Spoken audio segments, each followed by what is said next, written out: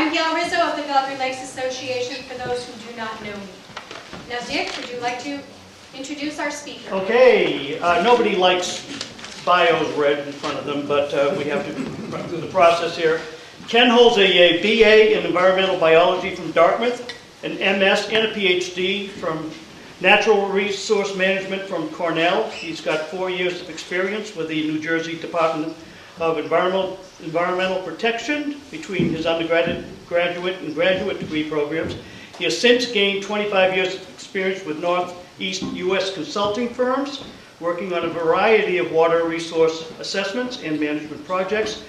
He recently started Water Resources Services, his company, with a focus on water supply protection and lake management consulting. He is a former president of the North American Lake Management Society and former editor-in-chief of Lake and Reservoir Management, a peer-reviewed journal. His resume is actually 23 pages. It's good that you can read all that. Exactly. So, good call. We are delighted to have Ken here tonight, and especially with the weather, and share his experiences with us. He's very familiar with the Belgrades and what we've done to date and what needs to happen down the road. So, without any further ado, Ken Wagner, thank you. A lot of you get to know Roy Bouchard, is an old friend of mine, and so I've been up here before. I stayed at his mother-in-law's place a number of times, one great pond. I've been in the area, but I don't know the lake like you guys know the lake.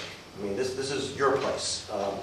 You've got direct experience with it. I'm mostly looking at data, and that helps me a lot, but I still believe strongly in getting out and seeing the lake and doing things with it. This is a little bit unusual in that you've got a lot of people around here, Whitney King and Ari, people from UMaine, people even from over in Bates, that know stuff about the lake and work on it.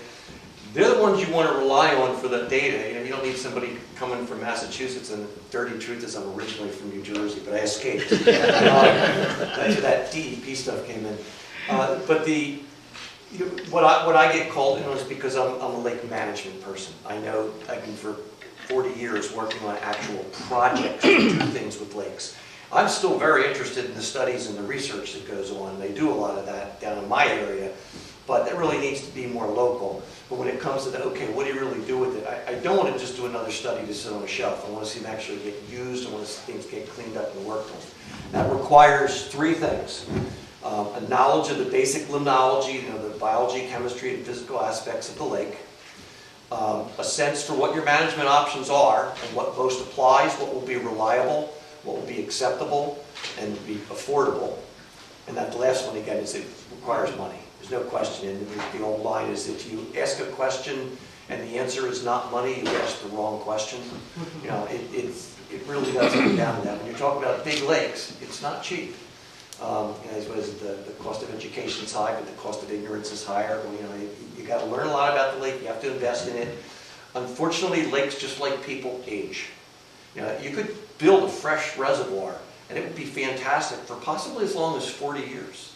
If it's got a serious watershed going to it, maybe not quite so long, but eventually it's going to catch up with it. And we've learned that from making reservoirs all over the country.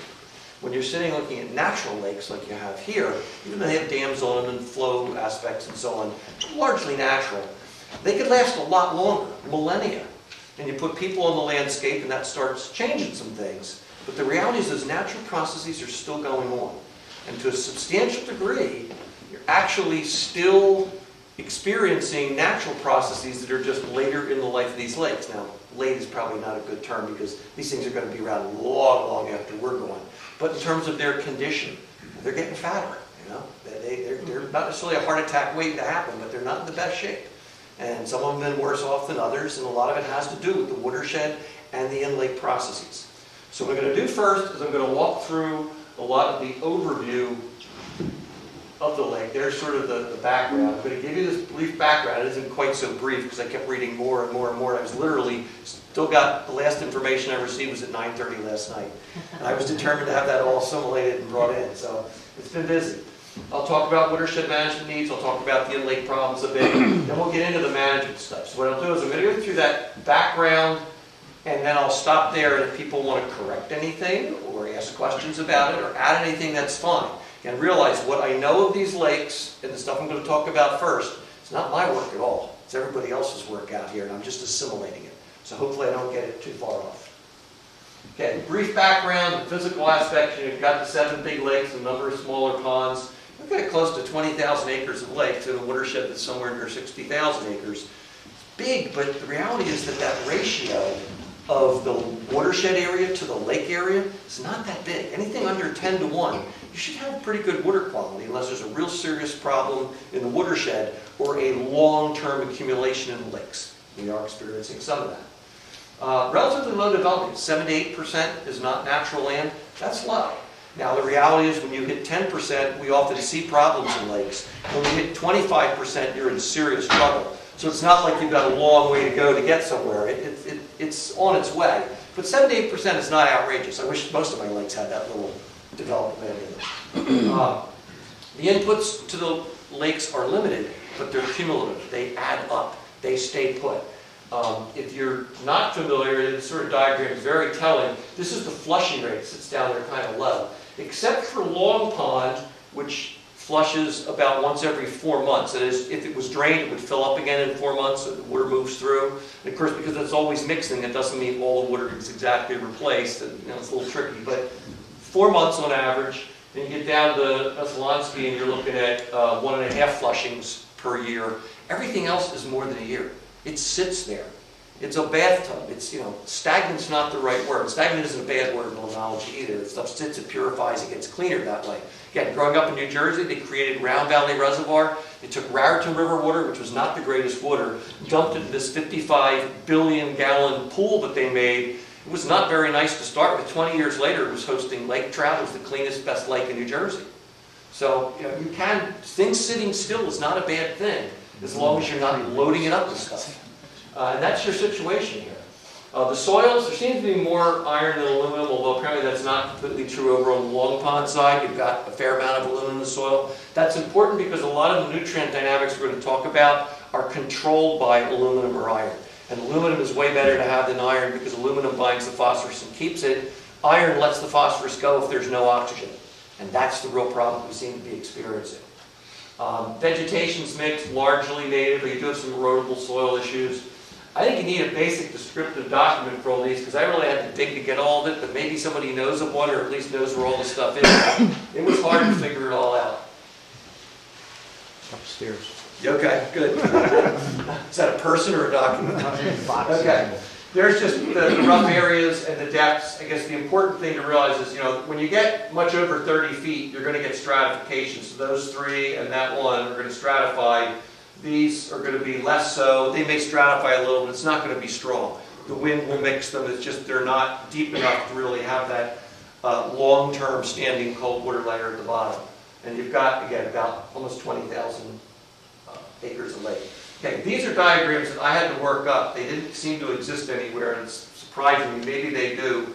I know that Whitney King's folks have this information because they used it to get an oxygen stent and such. But basically what you're looking at is simple graphs of the area versus the depth or the volume versus the depth, and use Great Pond and Long Pond. So for any given depth, how much area is represented in the lake? This becomes important because I'm looking at, gee, I don't have any oxygen down at 10 meters. How much area is exposed to that? You need that diagram to know that. If I was to draw the water down, how much is exposed for every inch or every foot that I move? How much volume, if I have a certain amount of phosphorus coming out of the area that's exposed, what volume of water is that going to get dissolved in the bottom? And can I somehow relate that to the actual concentrations we see? So these are the things we look for. Okay, thermology. I stole this lovingly from a presentation that Linda Bacon had given from DEP. Basically those 4 stratified, that's clearly a function of depth, and they do experience some anoxia. East Pond shows some intermittent anoxia. I think it's fairly fertile, so when you have a lot of algae and stuff in the water column, the light penetrates less and you can get some stratification, but it's not deep enough to naturally stratify for any length of time. And North Pond and Graff Pond don't stratify much at all. Okay, so in terms of oxygen, back in the 70s, you had low oxygen just right at the bottom in some small areas. it got bigger and bigger over time. I plucked out two things to look at. 89, 90 had a lot of data.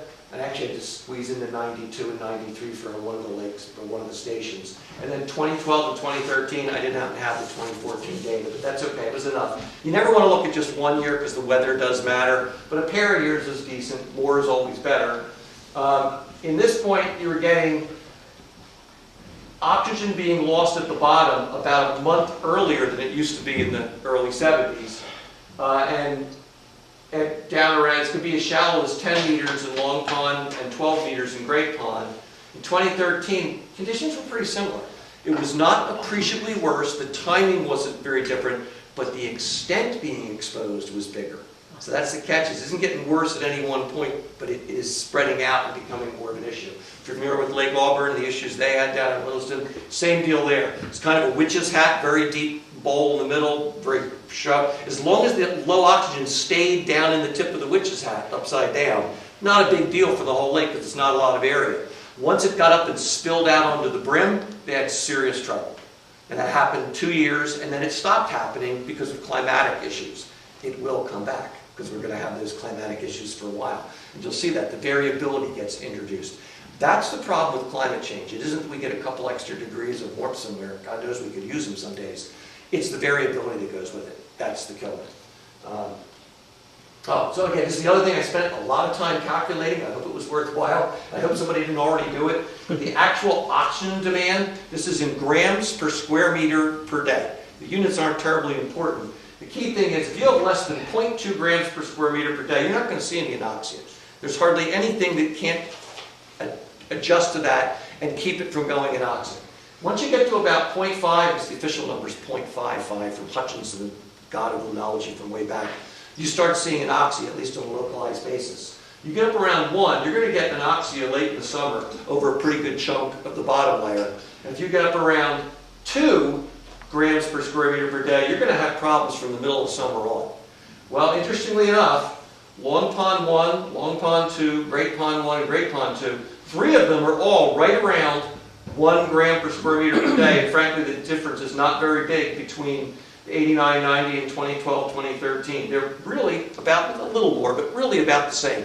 I don't consider those statistically different. Long Pond 2, which I guess must be the North Basin, I didn't actually have a map that told me which. That's the one that has the severe anoxia. Yeah, no kidding. It's distinctly higher than the other ones. It's pushing the 2, and this one is about 1.5 there. I'm not so sure if that isn't just artifact. I don't know if it's really gotten better or not. Bottom line is, neither of those numbers is a good number. Frankly, none of these numbers are good numbers, but these are not outrageously bad.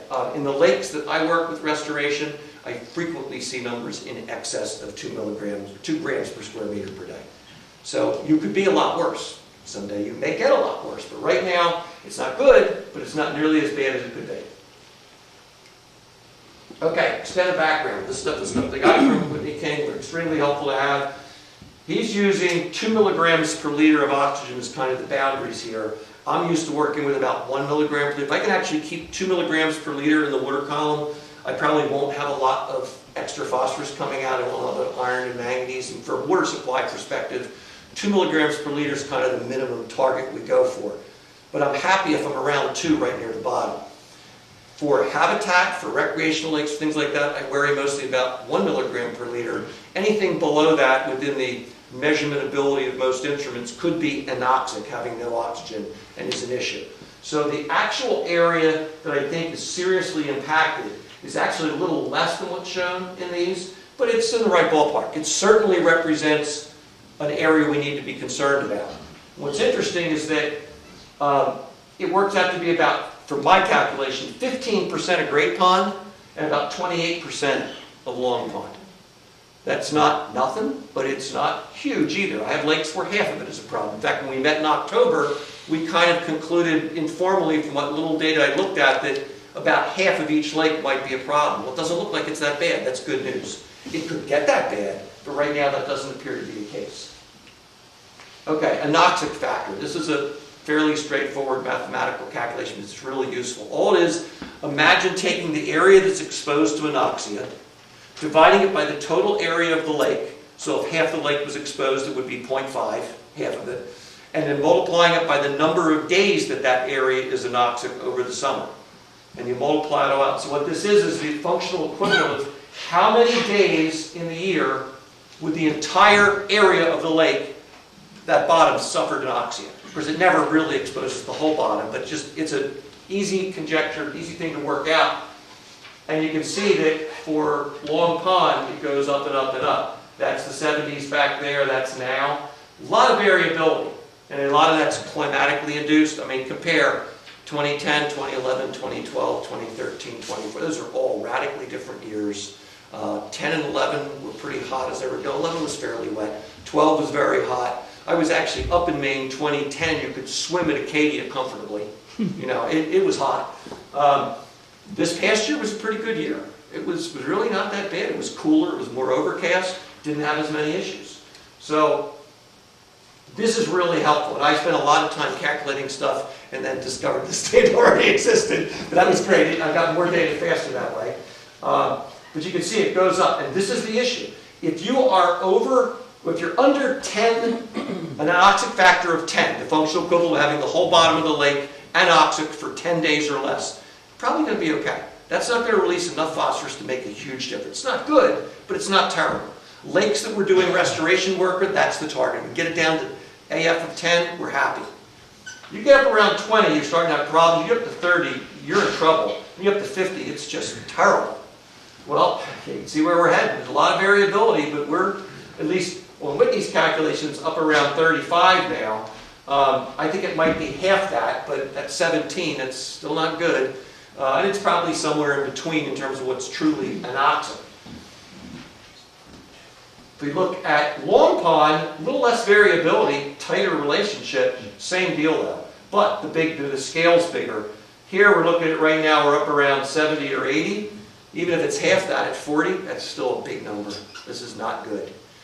So what's happening there is too much of the bottom is exposed to and no oxygen, which allows sediment-water interactions to occur that are bad for the lake. That's all it is. We got a lake here that's smoking, drinking, and eating fatty foods. And it's an issue.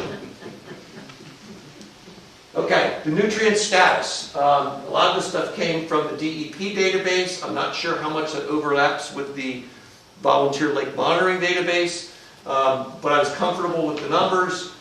Basically, most of your things are, again, a lot of the lakes I work on, they kill for those numbers. These look great to them. However, those numbers, even most of them are right. 100 is very bad. Bottom line is, in Maine, I tell you should be on around 8. I'm usually comfortable if I'm under 10 somewhere. But if you get to 20, you're in real trouble. And that's the problem, is it's a very narrow range. Fertilizers put a lot more out than that. The average phosphorus concentration of normally treated wastewater is 3,000 micrograms per liter. So, there are huge numbers going into the lake, usually in very small amounts. But when you dissolve that, mix that up and everything, you can change these numbers pretty quickly. So I played around with that some, and you'll see is that, okay, with the anoxia we're seeing, how much should be getting liberated? What is likely to be happening? The other thing is this true that there's no nitrogen data for these lakes? Some.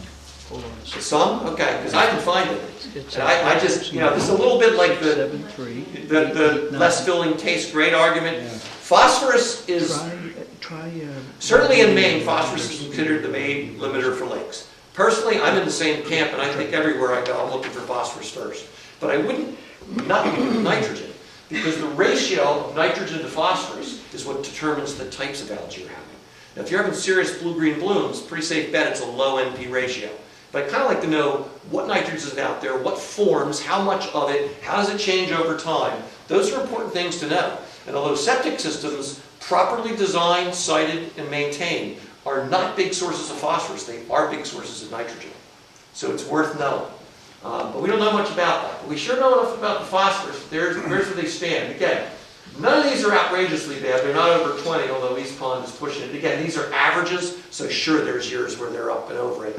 You really want to be under 10 as an average, and maybe even down, they're not awful. They're just, as you know, there's good years and bad years, and you're trying to avoid that. Okay, phosphorus release process, oh boy, and that bottom one's down there. Can we bump this up at all? I really want to be able to see the bottom curve. It's going to be hard, and that screen's blocking it. Okay. What I'm showing down here is important in that this is an oxygen curve. So I can sort of do this way too. If you imagine that you've got a little bit of anoxia at the bottom of your lake, even if it's over a substantial area, but the oxygen is good above it, the curve comes down and then gets real low down at the bottom. As that anoxia proceeds and starts sucking more oxygen from the water above it, that curve comes up. So it goes down and it comes across faster. Now we have more area and more volume that has no oxygen in it. And it keeps doing that. And if the anoxia or the oxygen demand persists long enough, it will suck all the oxygen out of that bottom layer. This is extremely important because while you have the bottom curve, which you can't really see, which just has a little bit of anoxia right at the bottom, even if it's over a big area, it's a gauntlet for that phosphorus to have to get up to where algae can use it. And if that's all oxic, it's going to combine with things and fall back out, and it's probably not going to hurt us. It'll be a little bit, but it's not likely to be a big deal. But if the anoxia starts rising in the water column, and we're looking at it getting as shallow as 10 meters, 33 feet in Long Pond, 12 meters, about 38 feet in Great Pond, that's getting close enough to that thermocline. In fact, it's at it in some cases, that now it's very easy for the phosphorus to make it across, or for the algae to actually have enough light to be growing right there and then pop up. Worse yet, algae on the sediment have got this phosphorus source right at the sediment-water interface. They grow and pop up. That's Galeotrichia. There's also types of Anabaena, which now is called Dolichosperma, we won't go there, that do this as well. So this oxygen regime is one of the most important things you can look at in your lake. And it's not horrible to have no oxygen right at the bottom. It's natural. That happens in most lakes. Even Sebago Lake has no oxygen right at the bottom in places. However, it's when you get a substantial fraction of the hypolimnion, the bottom layer, that has no oxygen. Now you're exposing a big area. You've got a lot of phosphorus moving into that volume, and it's getting closer and closer to the point where it can be used by algae or cycled into the top. And if nothing else, even if it doesn't make it all summer long, when stratification breaks down, some portion of that is getting mixed into the top, incorporated into the cycle, and it's there for the next year. So it's additive year after year after year, and things get worse, and they get worse faster. So that's the catch. You want to nip these things in the bud, because if it gets really bad, it gets worse and worse and worse faster. All right, so that pretty well covers that. All right, so I played around with this. Let's suppose we're releasing, and these are just numbers I know from experience, the worst of the anoxic lakes will release about 20 milligrams of phosphorus per square meter per day. The average is around 12. I see a lot of 6s. A fairly clean lake that hasn't been anoxic for decades and decades will run around 2. I would bet that that's where your lakes are. But I just pulled that number out of experience. It's not based on real data. So we got 2 milligrams per liter of phosphorus coming out from every square meter that's exposed to anoxia every day. Well, it turns out that you've got about 30 days of anoxia below 10 meters in Long Pond, and you got about 20 days of anoxia below about 12 meters in Great Pond. And again, you could do a more thorough job looking at it day after day after day, looking at the expansion of the anoxia. But just the quick, rough, round way to do it, it suggests that we've got a certain amount that we would increase the bottom water phosphorus by about 10 micrograms per liter in Long Pond and by about 12 micrograms per liter in Great Pond. And when I looked at the data, it's like, boy, isn't science great? Wow. It's like right on the money. So the concentrations we're seeing in the bottom of those lakes are a perfect match. Doesn't prove anything, but a perfect match for what we would expect to be getting released under anoxia in those lakes. Doesn't prove it, but it sure is consistent with it. And after all, we hardly ever prove anything. We just fail to disprove it enough that we believe it. So that's where we're at. Okay, water clarity. Well, it's a function of algae and other suspended solids. We don't have a whole lot of other suspended solids here. You get road runoff and things that will put turbidity in the water for a little while. But on a big scale in these lakes, lower clarity relates to algae being present. That's typical for these lakes. And the clarity, again, I got clients that would kill for these numbers, even your low numbers, but you're getting down here around 4, and again, the rough, greater than 6 is quite nice. I think Sebago runs around 10 meters. Lake Tahoe is the all-time record holder of this country at 30, 40 meters, But anything above 6 is quite good. You get below 4, you start worrying about it. And 2 is just awful. It's just not good.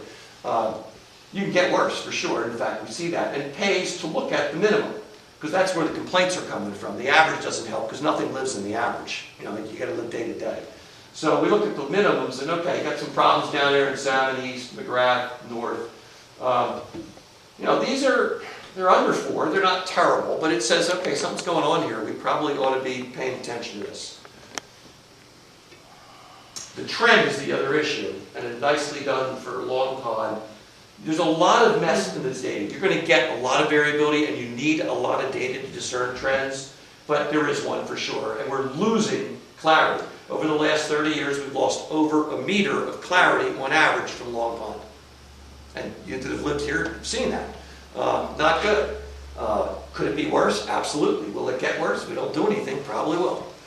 How fast? Not really sure. Okay, other water quality, not too much to be said here. These are just some other things that were available, but they're things I always look at. Color, which is the background color in the water, because you have to be careful. People claim, oh, the water looks so brown. Is it diatoms, type of algae, or is it just natural color in the water? Numbers were not as low as I thought they were going to be, because they often talk about these lakes being fairly clear. Under 10 would be clear to me. They're not under 10. But over 40 is really colored, and you're not there. So they're the low end of colored lakes, but they're not really truly clear. And again, that's almost entirely a function of wetlands and stuff, humic substances coming out of wetlands and going into the lakes. It's not a bad thing. In fact, a lot of the humic substances will bind up phosphorus and make it less available. So there's something to be said for having some color in your water. It'll also restrict light. You'll get a little less plant growth, a little less algae growth. On the other hand, color is color. You look at it and say, oh, I wish it was a lot clearer than that. So, but it's not bad here by any means. Alkalinity is fairly low. That's important because we want to do something like an aluminum treatment that if you just use straight aluminum sulfate, it causes the pH to go down. You don't have a lot of buffering capacity. We'd have to buffer it to make sure it didn't cause problems. pH is around neutral. Conductivity, anything under 100 is considered kind of low. I mean, distilled water is 0 to 3. You know, you're not dead low, but they're not big numbers. And conductivity just tells you the amount of dissolved substances in the water. It doesn't tell you what they are. I mean, it could all be some salt, or it could all be phosphorus, and things would be in horrible shape. But as a general rule, you know, numbers like this do not suggest serious problems.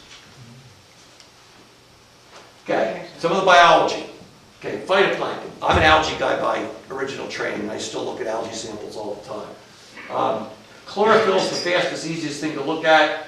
Anything below 4 is fairly low. Anything over 10 is pretty bad. Well, you're a little over 4 in most of these. There's pretty bad there. Your maximum, certainly you get blooms in most of these lakes. The minimum's okay. The minimum happens in the winter oftentimes, or there's a clear water phase in June in a lot of lakes. The minimum is not what to look at here. You want to look at the mean and the maximum. So we do have some issues with these lakes. That doesn't mean they're in horrible shape. Lots of lakes have blooms. Some of the cleanest lakes I know can still have blooms. I'll talk about that in a second. But it does suggest there's something to be looked at. The algae we worry about the most are the blue-greens, the cyanobacteria. People argue about whether they're really algae or not. Algae is kind of a generic term, but the point is that cyanobacteria are bacteria as opposed to the other algae are actually eukaryotic organisms, so they are functionally different. And the cyanobacteria are just bacteria that can photosynthesize. They grow faster. Some of them are known to put out taste and odor. Some of them are known to put out toxins. There are some good blue-greens. Just a lot of other blue-greens give them a bad name. So, generally speaking, if you're having blooms in a lake and it's cyanobacteria, it's not a good thing. You got a lot of types out there. There's not a huge amount of data that I found. We're aware of Gliotrichia. It's about 2002, at least in Great Pond. Gliotrichia, and to some extent this other one now called Dolichospermum, which sounds like a venereal disease, but it's blue-green. These are really insidious. They are adapted to basically lie on the bottom in not real deep water, but not super shallow water, where there's enough nutrients in the bottom mud, usually muck, that they suck up the nutrients and they grow to a big enough size that they can't be eaten. So they're popping up like an 8-foot plate of spaghetti and nobody has any utensils. When they have gotten to that point, they pop up to the top, they synchronously create gas vacuoles, grow, come to the top, and you get an instant bloom. It can literally happen overnight, certainly in the space of a week. So if you have seen your lake get bad fast, it's usually the mode that's happening. It's only been recognized in the last decade or so. funny story with Gliatrichia. A young woman at Dartmouth College, who was the girlfriend of my son's roommate, used to come in and talk about algae every night. And they're not algae guys, they were sick of it. Finally, my son got out his cell phone and said, talk to my dad, he likes this stuff. Well, I got her going and hooked her up with somebody at the Exodus Research Center. She then got a Fulbright scholarship, and now she's a professor at Virginia Tech. There's a whole bunch of other people that have jumped on the bandwagon and worked with her on this, including Holly Ewing down at Bates College. And they did really nice work. And they're the ones that worked out all these details on Gliatrichia. She graduated from Dartmouth in '06. This is not an old story.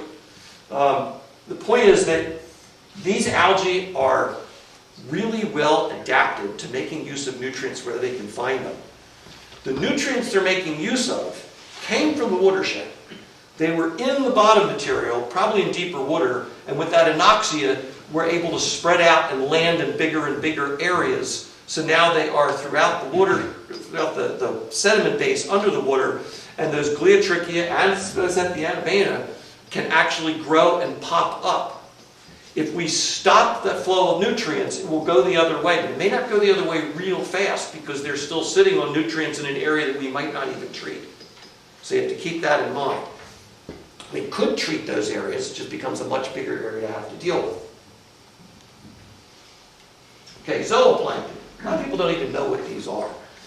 These are little tiny animals, crustaceans mostly, that eat algae and are eaten by fish. There are about not many fish around here that eat algae.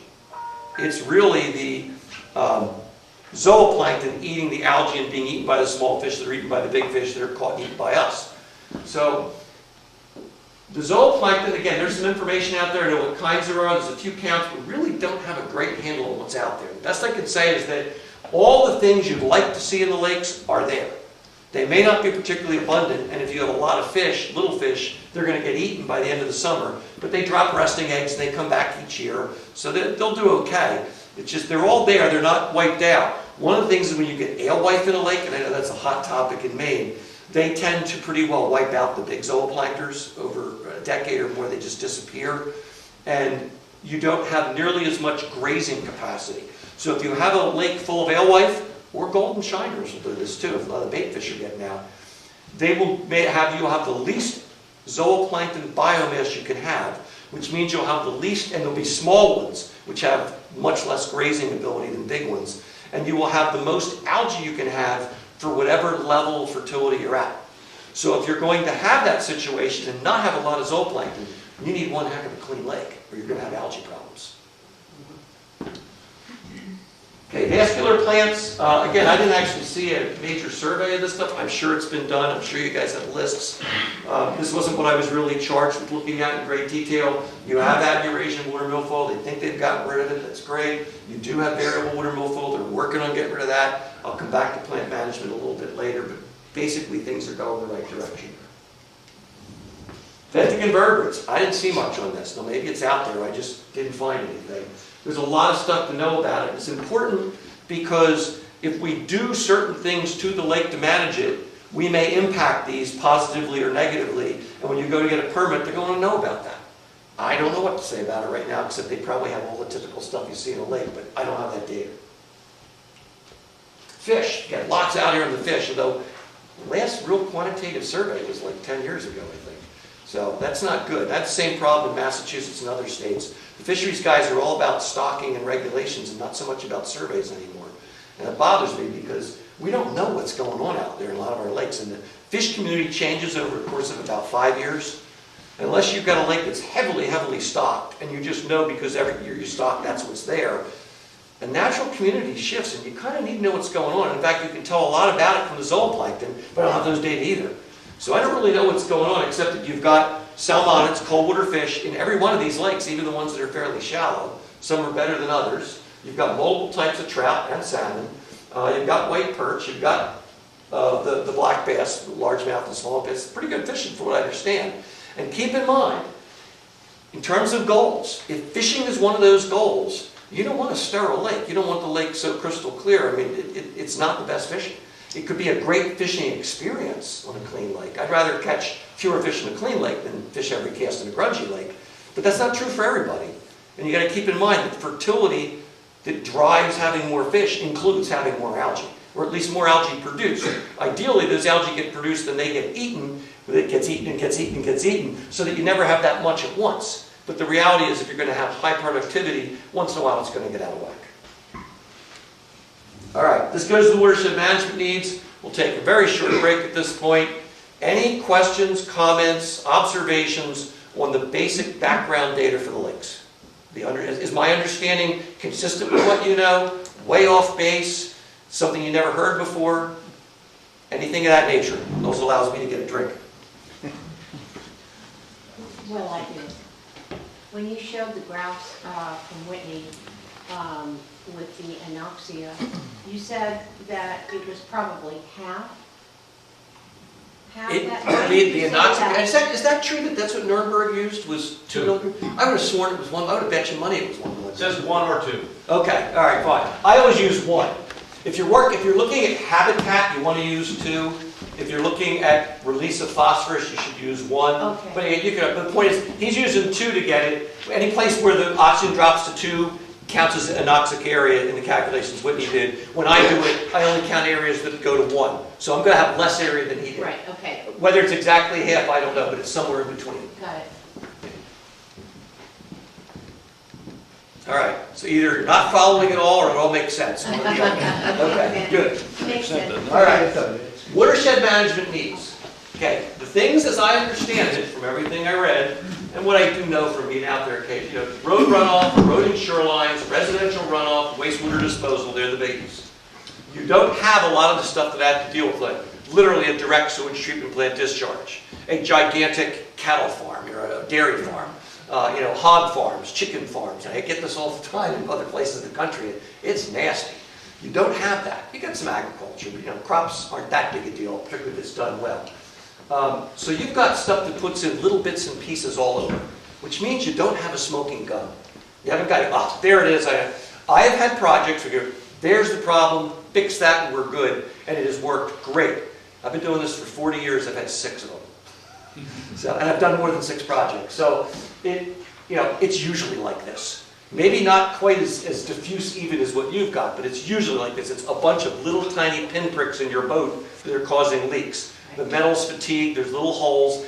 It's not awful. It's not enough that you need to replace the boat, but you're going to have to bail out once in a while. That's just what it comes down to. I would say the boat analogy works really well when you're looking at lake management. We'll come back to that. Okay, climate change leads to more severe storms, at least in this part of the country. So you're going to get harder rain, more runoff, more input. Even if it's the same amount of rain, if you have fewer storms but they're bigger, you get more inputs. Stormwater drives what goes on in the lakes, and that's pretty much a fact of life in New England. The study of Long Pond was done by Forest Bell, FB Environmental, as a TMDL thing, total maximum daily load. It's a regulatory tool to get things cleaned up. Suggested that 94% of the load is from the watershed. I find that pretty hard to believe, particularly since about half of it comes from Great Pond, and they don't make any effort to figure out what that came from, just looking at this for Long Pond. That the water came from Great Pond, and they're counting that as watershed, which I guess technically Great Pond is a watershed for Long Pond. But how it got into Great Pond, I mean, with a detention time of like 2 years, I don't think there's much of anything that came from the watershed that made it all the way through there without being acted upon and cycled within the lake. So I think that, although I think Forrest is a very smart guy and did a good job with it over, I think his loading estimate for quantity is right on target. His breakdown of where it comes from is misleading. Probably not intentionally, but it makes it sound like, oh, there's not much of an internal load here. I don't find that to be the case. Only about 78% of the watershed is developed. And the export coefficients they use are basically saying, here's a piece of land, it has this land use, that will typically put out this much phosphorus per year. Well, for developed land, they're using an export of 1.55 kilograms per year. They range, they're as low as 0.8, as high as 2 point something, but it averaged out to that, it's too high. It's just too high. I've done these models for years and years and years. It's never higher than 0.8, and it's often down around 0.3. That's kilograms per hectare per year. The units are, but the bottom line is, this is probably true in terms of what overall is getting into the lake, but I don't think it's coming off the land at those rates. I think it's getting into the lake, accumulating and being recycled in the lake that amounts to this amount when it all moves on to Long Pond. Okay, just some numbers. The load to the south basin of Long Pond is projected to be 2,567 kilograms per year, with 1,123 of that coming from Great Pond. Well, that's kind of meaningless, but don't worry about the units, just the magnitude of the numbers. The grand mean export coefficient, you take the whole watershed and say, I want to get 2,567 kilograms out of that watershed. It would mean that the entire area was producing an average of 0.12 kilograms per hectare per year. That is a believable number. I don't buy the 1.55, but taking, for just developed land use, but looking at the overall input, the range for undeveloped land is about 0.05 to 0.15. The range for developed land is about 0.2 up to maybe 1.5. You put it all together and figure it out. If somebody said it was only 0.05, I'd say that's too low. If they said it was 0.2, I'd say that's too high. 0.12 is in the ballpark. And that's a completely believable number for this watershed. So what it's saying is that I believe his total load estimate. I'm just not so sure about the breakdown of where it comes from. And then their report, which was charged with looking at how to work with the watershed, goes on from there to say, well, here's what you need to do to try to get a 10 or 15% reduction, which is what they think you need. It's okay. I don't think there's anything wrong with that, but I think we're missing the boat with the internal load. All right, so in terms of watershed management efforts, this is what I understand gets done out here. We've got the TMDO, which is a good tool to have. It doesn't clean up anything by itself, but it gives you direction. Government has ordinances and code enforcement. You've got education going on. It's, I think, a good aid. Unfortunately, it's hardly ever quantified, but it's not a bad thing. It can't be the wrong direction to go. It just may not get you everything you want because it's all voluntary. Landowner action, same thing. Is there really any quantification? I would say you guys have better quantification than most places because you got the Lake Smart Award. And you gave out about 200 of those in the first 3 years of the program.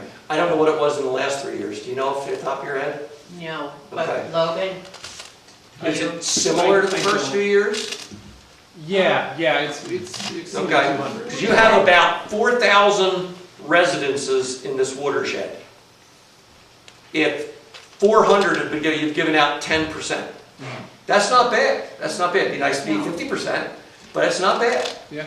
So there is quantification that you are getting activities from landowners, which is great. yeah, but there's a lot of education for people who don't get the award too. and Sure, do yeah. things. Well, that's what I'm saying. If you get 10%, you're probably making a difference somewhere else along the way. Yeah, I agree. They usually say that education efforts never get you more than about a 10 or 20% improvement. But they just say that because nobody really quantifies it. I think you've got something you can actually measure here. That's great. Conservation Corps, the stuff they do, absolutely great stuff to do. It's what you need to do. These are the things that are really obvious. The problem is, yeah, they're all over, but no one of these makes that much difference. Now, it's the old starfish story. The guy's flinging, there's a zillion starfish on the beach, and he's throwing them back in the water. The guy says, you'll never make a difference. That is why you made a difference to this one, Well, it's the same thing here. It all adds up. It all makes sense. But it is seeming like an insurmountable task. You got to constantly be on top of it. But it's what you should do in this watershed because that's what's there to be had. There isn't a big single source smoking gun you can go after. So you've got to chip away at all the little pieces. All right, internal versus external load. This is a huge question that I can't completely answer at this point. I'm not sure if Whitney can or other people have other ideas, but this is where we need to go because everything that's out there right now, published and in at least the government circle, says that internal load is not a problem in this lake. At least it doesn't say that it is, and I think it is. Long Pond analysis that was out there was believable, but it doesn't look at the role of Great Pond or the role of internal loads. If we play the game, and this is where I used my values of about half of what Whitney had for an anoxic factor, an anoxic factor of 20 with an area of 8,300 acres and a release rate of 2 milligrams per square meter per day, the internal load could be 1,300 kilograms per year. Well, duh, I mean, it's more than what they're saying is coming from Great Pond, supposedly all from the watershed. Now, I don't think that all that makes it, but suppose half makes it. Suppose it's only 25%. It's still a big chunk. In fact, 25% of that is the entire load reduction they're looking to get. So if you dealt with the internal load, you might solve the problem. But this is a calculation. This is a fiction. This is not real data. This is just my best estimate of what's going on. If I do the same thing over in Long Pond, the South Basin gets that 25, 67 kilograms, 2,000 of which is supposedly from Long Pond north. Well, do the same thing. I'm going to say the anoxic factor is about 35. I got 2,700 acres, that's the whole lake. 2 milligrams per square meter per day. I got 750 kilograms. Well, that from that says that this is what's actually coming in from Long Pond itself. And actually, that didn't count the north, so it's closer to 1,000. Here's 750 of it right there.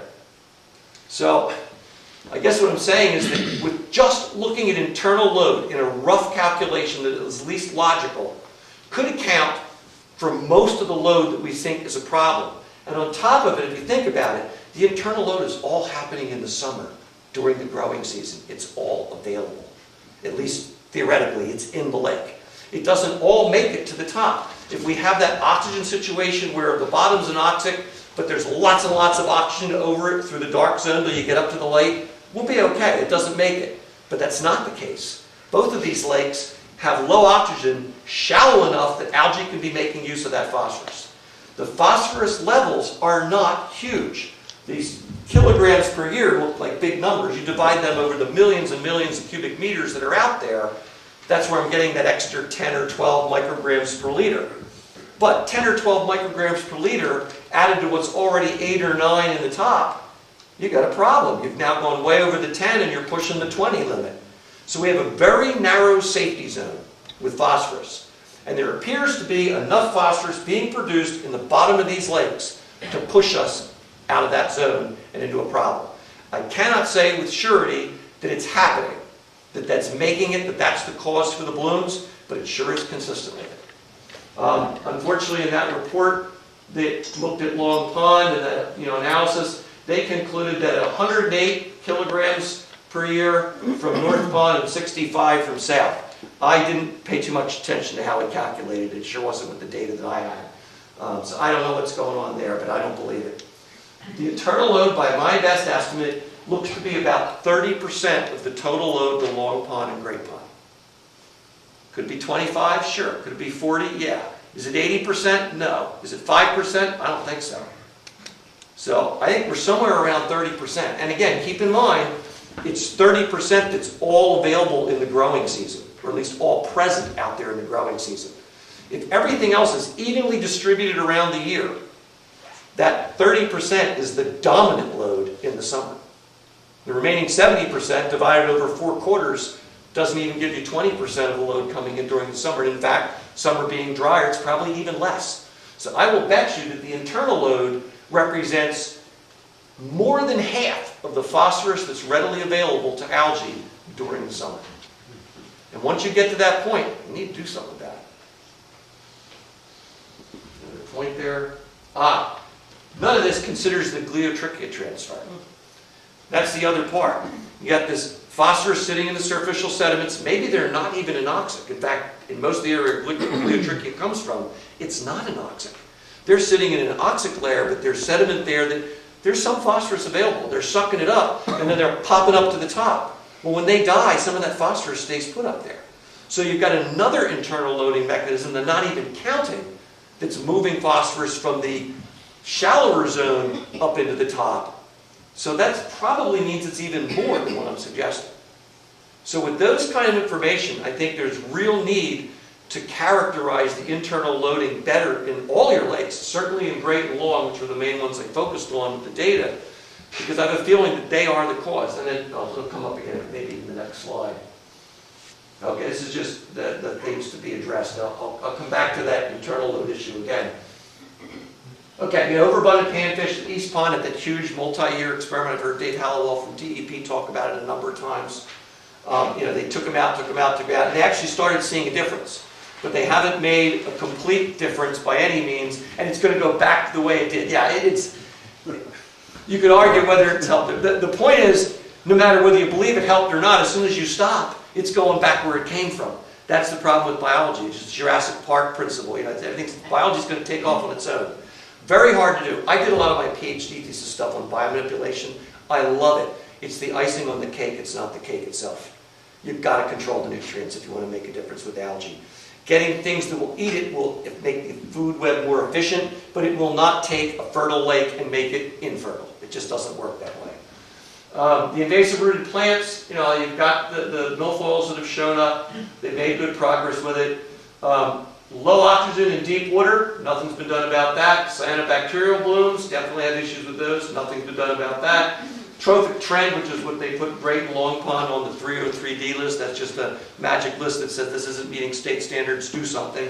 No funding goes with it, but you know that there's been watershed activity to try to reverse that, and that's good. But there's been nothing done in the lake yet. And then the internal loading, which we can't even say we really completely understand yet. But if it's going the way I think, we need to do something. Nothing's happened with that.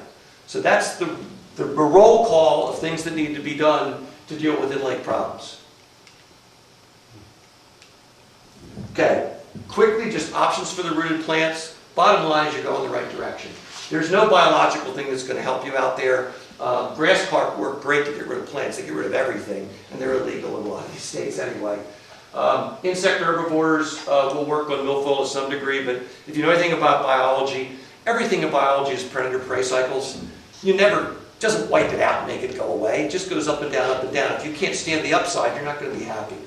So I don't see that as a real approach to dealing with plants. Although I have done a grass carp one in Virginia that worked great, because they didn't care if they had any plants, they just wanted them out of there. It's hydrilla, invasive species, and it worked. But the lake now is more turbid, has more algae. It's a trade-off. Chemical, you can use herbicides, they work very well. I know that's a bad word in Maine and a lot of other places. That's like tying one arm behind your back. If you need an herbicide for something, I mean, you go to the doctor, he says, you are really sick, and the only way to cure this is with a chemical. You can do it or not. Some people would say, no, I'm a purist. Okay, I'll honor that, so you're going to be dead. Sometimes it's what you need. But it's what you need, it's the hammer. It's what you need when the problem's really bad and you need to get it under control. Physical methods, when it's a lower density, are really nice to do. They're less intrusive, they're more targeted, they're less disruptive to the ecology. We've had some great successes with them in smaller lakes. I can't say, well, Saranac Lake in the Adirondacks did a huge project to deal with milfoil. $1.5 million got spent, but they did a good job with it. But the hand pulling, the diver-assisted suction harvesting, benthic barriers are all applied here. Drawdown helps too, but you can't do that. It's not really feasible in lakes the size with a small watershed. Mechanical harvesting methods can be useful if it's everywhere, but it's mowing the lawn, and there's nothing wrong with that. If you've got a lawn you have to mow, but you're just going to spread it around at this stage. So really, what's being done out there, from my perspective, is the right thing to do. You're making progress. Be patient. It's a slow process, but it's the right way to go. Okay. For algae. This is really what I think everybody wanted to come here to talk about, but I try to work my way through the whole system. Okay, there's other things you could do, but the ones it boils down to very quickly are the 5 on this page. Dredging is a wonderful way to set a lake back in time. You can take out all that offending bottom sediment, you get rid of the oxygen demand, you get rid of the rooted plant issues, you get rid of the spores from the algae, you take away so many problems. It's wonderful. It's also ridiculously expensive. It is engineering-wise almost impossible with the depths you've got in some of these. You can do the shallow areas, but that's not where you need it. It's just not a realistic thing. I like to go around saying that if money and permits were no object, I'd dredge a lot of lakes. Money and permits are always an object, and I don't dredge many lakes. I love the technique, but I can count on one hand the number I've done in the last decade. It doesn't happen a lot. Phosphorus inactivation. Okay, if you can't take the phosphorus out of the sediment, you can put something else in that binds it up. It's essentially an anti-fertilizer. This would make sense. We do this a lot at the Cape Cod lakes because they're kettle holes. They don't have much of a watershed. Stuff is accumulated over decades or even centuries. They go bad. We treat them with the aluminum. We bind up the phosphorus at the bottom, and bam, they're beautiful. We go from 3 and 4 foot visibility to 20 to 30 foot visibility in a couple of weeks, and it stays there for 15 to 20 years. I have one that, my first one I ever did, 95, has now run its course. It made it 18 years. I predicted it would go 17, so I look really good on paper. The problem is when it went bad in a hurry, and the mechanism appears not to match what I was modeling at all, so I was lucky. Bottom line is you're going to get a decade or 2 decades of benefit from an aluminum treatment if it's done right and it's the right thing to do. Oxygenation, another one. Nobody has a bad thing to say about this for the most part. You put oxygen in the water, you counter all the problems that have arisen from watershed loading over time. Lakes naturally go anoxic, but if you put the oxygen back in, the lake is in way better shape. It's just a matter of just philosophically, there's no argument with it. Technically, it works. The biggest problem with oxygenation has been that over time, they had to work on the equipment and the methods and figuring out how much to put in. It's really hard to know. I made those oxygen demand measurements, and I believe those are reasonable numbers. If I put exactly that amount of oxygen in, it would fail. Because the more oxygen you put in, the more it will take. So the very action that cures the oxygen problem doesn't make it worse, but it makes it demand more oxygen.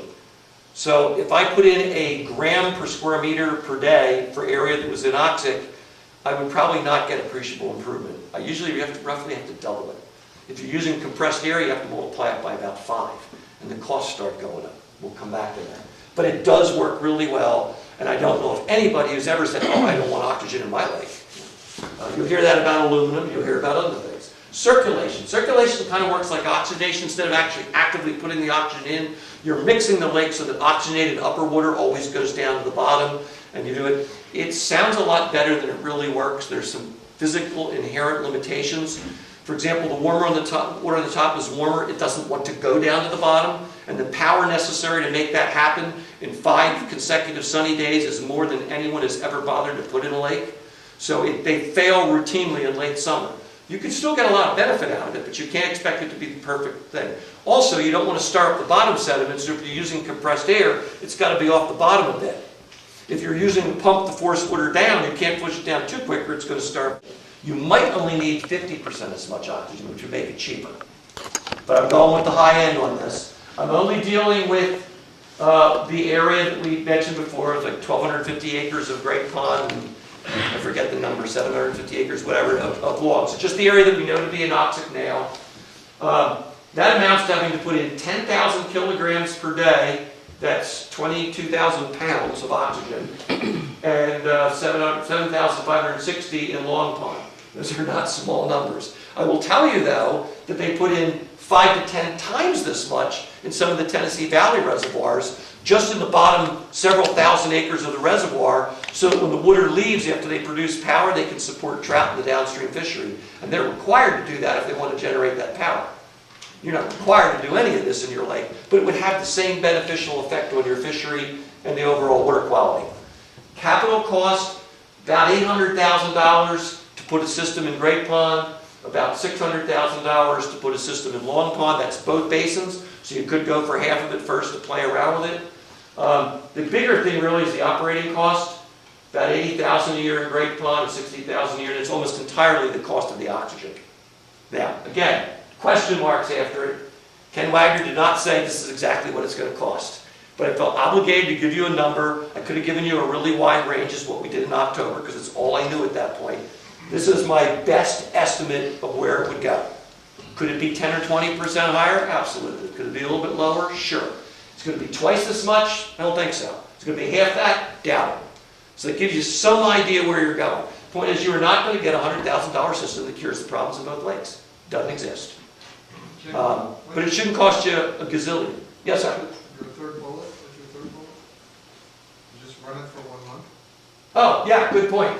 This is to run it for about 30 days. Yeah, if you look at the way it works in your lakes, your oxygen's fine through June. In July, it starts to slack off, and it gets bad in August, and it's not good at all in September.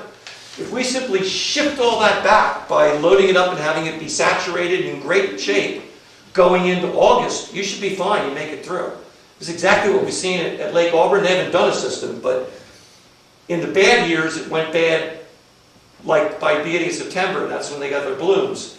The last couple years, just because the climatic features, the weather has been more favorable, they've skated, they've made it through, and they've not had any problems. So it's not like you have to prevent all lack of oxygen. It's not like it has to all be saturated all the time. You just need to bump this whole thing back a month or two from what it was doing. So if you could come to the 1st of August with something close to saturation of oxygen in this bottom waters, you shut it off, you're fine for the rest of the year. And you Yes, can sir. manage it depending Why, on in the... your opinion, do you favor oxygenation for us versus the phosphorus in that. Sure. Again, nobody has a problem with oxygen. There's no possible toxicity of things, although again, the aluminum treatments, again, the last time I saw a fish die in any project I was involved in was the year 2000. And I took that in the lab and figured out why, and it's never happened again. So we know what we're doing with it. But it is still a toxic compound when it's reacting. There is still a risk associated with it. There are still people that are nervous about it. It's a one-shot deal. It buys you a bunch of time. It does not give you as much oxygen benefit as this. It may actually bind a little more of the phosphorus, but you don't need a 90% reduction. You'd be fine with a 50% reduction out here. So this thing, although it does carry a little bit more cost, the reality is that the things are comparable if you put them on a 20-year lifespan. The best you're going to do is get 20 years of that aluminum treatment. Let's take Long Pond, for example, at what I calculated to be about $1.1 million. Okay, for 20 years, it's going to cost you about $1.8 million for Long Pond to do it this way, if these numbers are accurate. Don't know that they are. In general, if you use pure oxygen, you need less and less every year because you've oxidized the stuff. It's probably true that the need will never go away, but you will use less and less until you're putting in just enough to maintain. So it probably is going to actually be less than 1.8 million, probably 1.3, 1.4, if I just kind of scale it out. And the aluminum cost is going to be pretty close, but you're not going to get the fishery benefit, at least as big a fishery benefit. I can tell you how this shakes out. If you are a water supplier, you go for oxygenation every time. Because the extra benefits to water quality for the water you're pulling in to give your customers is worth it money-wise. You save that much in treatment. If you are a recreational lake, admittedly, they mostly go for the aluminum. One-shot deal, I don't have to manage it, I don't have to worry about the budget every year, and I get a pretty good bang for the buck. I don't have a problem with either of these. I'm simply saying that all things being equal, considering if it was my lake and I was dictator, I'd use the oxygen. Yes, sir? What's the area of the distribution system for this? How big an area? Same area. Great Pond had worked this out for 1,250 acres. Long Pond, I think it was 756 acres. The area that I believe has no oxygen in it now. Right, but how, your piping system, how big an area does that take up? It's just lines that run out. And How long? How big? they can do them 10,000 feet long if they want. I mean, it's going to come from one place for each basin pretty much. A lot depends on the shape of the basin. The other thing about the oxygenation that's pretty cool is, one of my own lines is, to predict something you need a model, just never confuse it with reality. Well, the modeling has come so far on the oxygen side that they know what's going to happen, and they're right every time now. They'll model this, they'll figure out what you have to say, okay, where do we want the oxygen, how much do we need? They'll literally look at the flow pattern, and they'll put it in upstream if there's much movement at all, so that they get it to spread down, so it moves in its own density layer. So it's not going to go up or down, it's going to go horizontal. You may say, I don't really care if the bottom 10 feet is anoxic, just give me 20 foot of oxygen below thermocline, you can do it.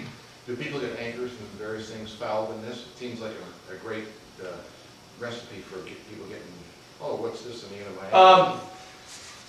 You could hook it with a fishing line or an anchor, but you're not getting your anchor up. I can tell you, the weights on these babies, you can't really see them at the bottom. I've done it. You back up, drop the anchor, move to the side, and get out. You're not going to pull up. It doesn't happen. You might damage it, and that has happened. That's another problem, sure. Yeah, but again, think about it. This is the needle in the haystack. It's not like everywhere you drop a line, you're going to run into one of these. They run them out. I would bet they would not run more than 3 lines in any one of these lakes. Okay, that was my question. Yeah, How much area would you- again, you got to let the guys that are professionals that do this do it. But I've never installed one of these myself. I went to see one at the NOMS conference this year. But they are, they're really very, very good at this. The guy that did it all for the TBA 20 and 30 years ago went out on his own. There's a few other people too, but I'd hire him in a second. And he's got modelers that he works with that I also know. That, again, they figure this out before they do it. They over-design and under-promise, over-promise and over-design. They wind up with great results. Again, I don't have a single failure of this technique. It's worked every time. And in the last 10 years, it's worked exactly like they said it would work. No one has had a problem in any lake. Now, admittedly, a lot of them are water supplies, but a lot of them also have fishing on them. They're doing it for fishing purposes. And I'm not aware of anybody having problems with the stuff's getting hung up or all. You probably can't hook a line on it very well because this line is these are much bigger than the little lines, and it bounces out and away. An anchor would be a thing, and I have caught an anchor on it, and you're not going anywhere. You're either going to cut the anchor or you're going to drop down and slide out of the way. You're not going to pull this up. Wait a minute, Tony's first. Yeah, Jack, go ahead. Maggie. You control this. That's great. Go ahead. So, with the Allen treatment, between 15 and 20 years after, you probably have to do it again. Yes. It's possible that with the watershed management, you may get longer out of it or find the problem's not so bad, but that would be the reasonable assumption, yes. Okay, so what would happen 20 years out with this system? What would happen after 20 years? Things would wear out and you would be ready to put new lines in. They're on the third or fourth generation of lines now, and they pretty much assume that you should be changing them out somewhere between 10 and 20 years, depending upon circumstances. But it's something that you'll have to do forever. Yes. You may not have to put as much oxygen in. In fact, that's what they're finding is they use less and less every year, but it's not this steep decline. It's just gradually declining. You're managing the lake. Yeah, the aluminum is one shot walk away for a certain amount of time, and we can model what that amount of time is. I don't have a lot of confidence in the number now, but again, there's good papers out there that have looked at all the treatments. You get at least 10 years, probably get 20 on these lakes.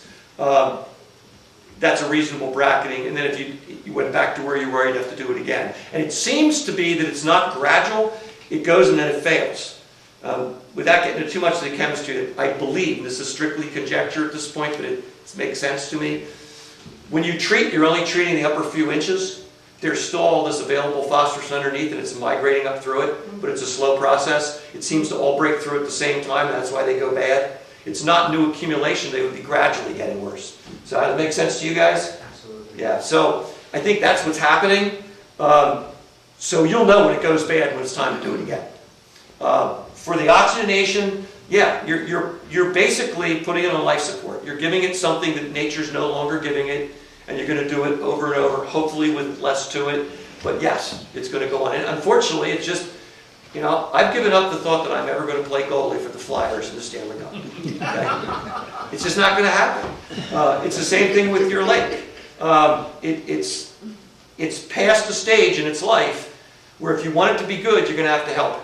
So if we manage a lot of the external loading, That- point if we do something There's a like slide that? for that. Go ahead. Let's get the other questions on. It's not quite done yet. We're close. If we do this oxygenation in Great Pond first, would it not benefit Long Pond because of significant? Yes, it would. And that's a correct perception. That actually comes up on another slide. Maggie. I have two questions. What does the land plant look like, and how much space does it take? For oxygenation, Yes, about the size of this room. and how noticeable is it, Ken? Depends on where you put it. I mean, there's one. What does it look like? Well, It's like a bunch of big I guess I green didn't put that in. I have several pictures of them. I didn't use them in this presentation. It's a big oxygen tank, just like you'd see behind a hospital or whatever. Uh-huh. And then some instrumentation controls and some piping and a vaporizer that like stuff, the steam and all rises off it when the stuff's converting. It looks like it's going to take off like a spaceship. And then it usually has fencing around it with keep people out. I've seen them be bracketed by vegetation, trees and nobody sees them. I've seen them put down in hollows and then put them up on the highest point where you really can't see it. I've seen them right out in the open, right next to the reservoir, because I don't care, it's my reservoir. You can look at anything you want to look at, this is what I'm going to do. Okay, I had a second question. Okay. Our deep holes in Great Pond are on the southeast and northwest side of the big island that is in the middle. And people talk about it as really two lakes in one. Mm-hmm. But you're saying we would only need one treatment plant for... I'm not saying that. I don't truly know. You could handle all this with one system. It could be done, but you could run the lines any distance you want. You can't. But Run them out from Bill's camp. they may decide that it's more efficient to have them in separate basins or separate. The lines are going to be in a manifold. They're handled separately. So as long as you have control over it and you can determine how much you're sending where, it really doesn't matter where it is. You're going to pick Again, there's a whole bunch of optimization factors. What's the length of line you need? What's the footprint of where you're going to go? There's all sorts of things you would think about in the design phase to figure out exactly. To sit here tonight and say, oh, here's exactly what it's going to look like, total fiction. Yeah, you have to figure that out. There's two more questions. Yep. I don't remember your slide from earlier that showed minimum Secudus readings. I don't remember either. It's okay. No. Yeah, go ahead. But I don't remember how bad they got, or what the minimum Which values lake? were for great or long. 3.8 meters. 3.8, okay. That doesn't strike me as being terrible. It's not. So my question is, where these aren't drinking water supplies, is it not a little premature to be talking about something like this? To talk about it? No. Well, To do it? Maybe. it just seems as though there may be. Yeah, you could wait as long as you want. Just keep in mind, the worse it gets, the more it will cost to do it. My point being, before taking emphasis away from work in the watershed, as this is kind of a Band-Aid fix, and I can see where if something like this were to be installed, it then becomes a lot easier to not give emphasis. I've got a slide for that. Let's stop there. Okay, go ahead. These lines are suspended in the water column. How high off the bottom are they? Close to the bottom, 1 to 3 feet. Oh, okay.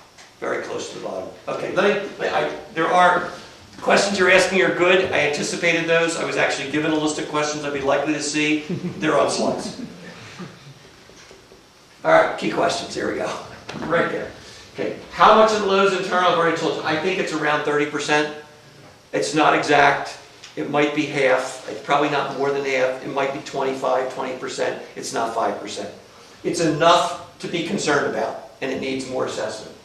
Okay, can we deal with just external or internal load and get where we want to be? Exactly what you're asking.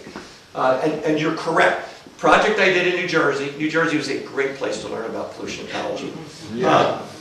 We had going on in this watershed, and the lake was still having problems. They said, well, we could do an alum treatment. It would clean it up temporarily. Well, they did it, and it got so good, they said, oh, hell with that watershed work. Let's just do this all the time. Yeah, it does happen.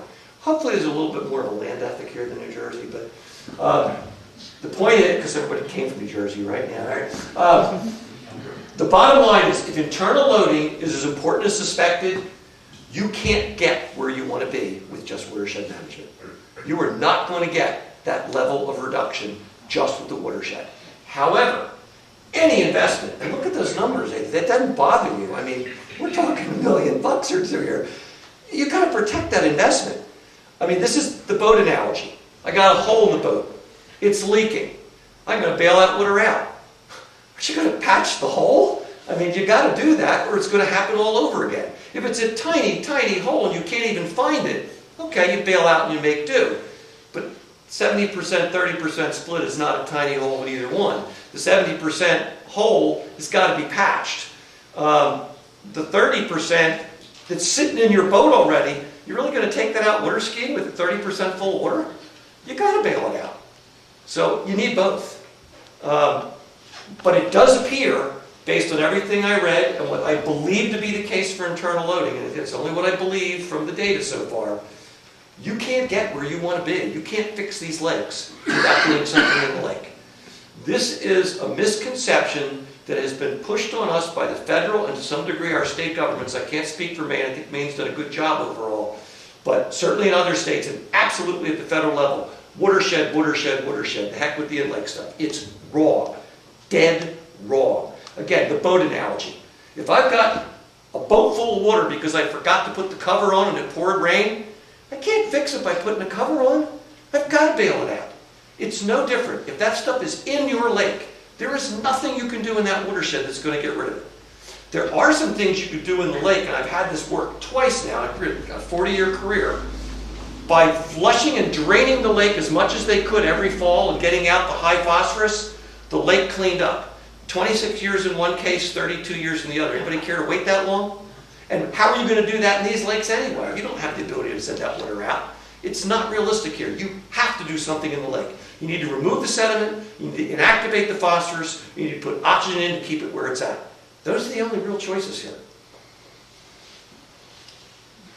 How confident can we be of an in-lake solution? Well, that's a good question. I don't have anything to sell you here except brains and integrity. I don't make this equipment, I don't install this equipment, I don't even do the design work, I do some of the monitoring. I'm encouraging you to use local people for everything you can for your monitoring, your research, everything else. So I got no horse in this race. I have no vested interest in trying to get you to do something other than making your lakes better. I believe you have an internal recycling problem. I think other people in this room, at least some of them, believe the same. And I know for a fact it will get worse. I do not know how fast it will get worse, whether this is something we have to worry about or our kids or our grandkids, but I know it's going to get worse, and at some point you will have to do, the boat is going to fill with enough water that it is useless unless we bail out. And I've told you what the choices are. Whether you do it now or wait a while, I mean, it's not going to happen this year, it's probably going to happen next year. You're talking a lot of money here. But to do the Long Pond North Basin perhaps, or to do Great Pond because it does flow to Long Pond, that makes sense, and see what you get, not a bad idea.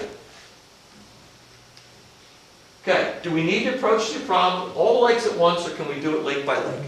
For in-lake management, you can go lake by lake. It does make sense to start with your upstream most and work your way down, but your detention times are so long in most of them that it doesn't matter that much. You know, what's happening in East Pond, you know, it's not a huge influence on Great Pond. It's some influence, but if I spent all my money to fix up East Pond, I don't think you'd see the difference in Great Pond. Fixing Great Pond to help Long Pond makes sense, but again, those numbers were about a third of the total load was coming from Great Pond.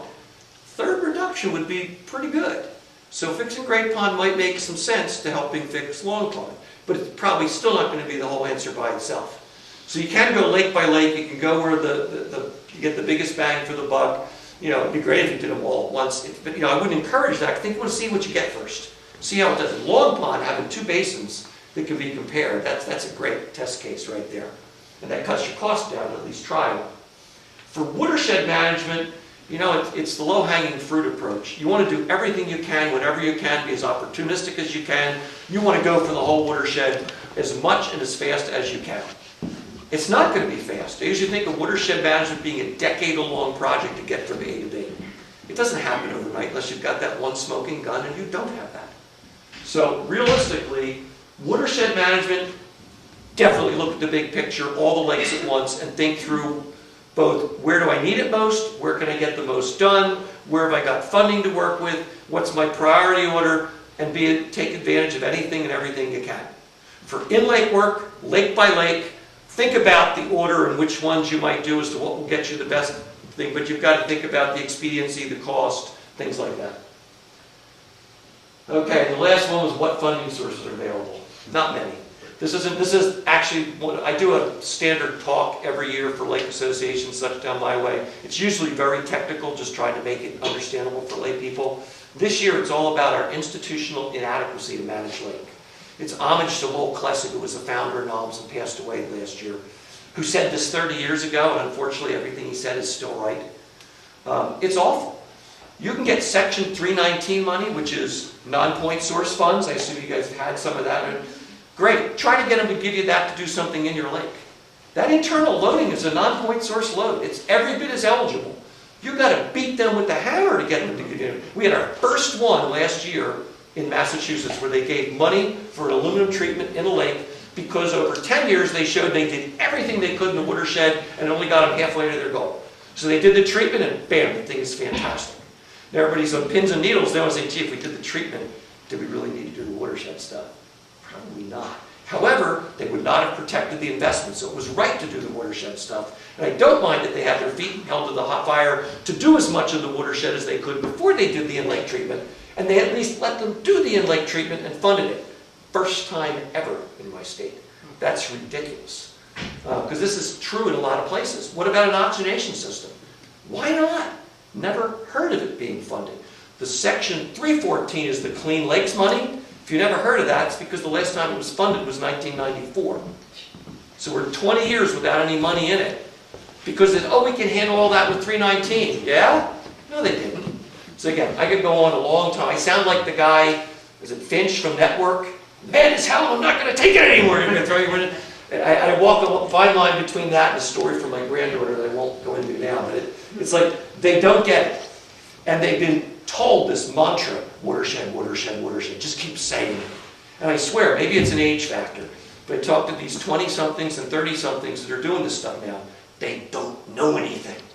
I swear they don't. They can learn, but they don't know anything when it comes to the actual management of lakes. And they said, well, we can't do that. Why? Because I don't understand it. Actually, I will tell you this story, it's a great one. 2.5-year-old granddaughter plays restaurant, come to the window, you order something, she make-believe makes it up and gives it to you. Her father, my middle son, I want a burger with bacon, Abigail, mix it up, gives it to him. I go up and say, Abigail, I'd like a bowl of fried worms. No problem, she knows what fried worms are, she mixes it up and gives it to me, even though that's not something you would give somebody to eat. My other son goes up and says, Abigail, I would like iced vichyssoise and filet mignon. She says, we don't have that, Jeff. It's just make-believe, Abigail. I know, we don't have that. She doesn't know what it is. So if you've got a bunch of regulators or people running programs at the federal and the state level, they don't know how to do something, it doesn't exist. And you've got to make them understand that it does exist and it can be done. And Massachusetts was the worst. For years, well, we can't do that because we don't have our own environmental impact statement for it. There's stuff all over on the web. There's things that others say, oh, that's theirs. We need our own. So I made one.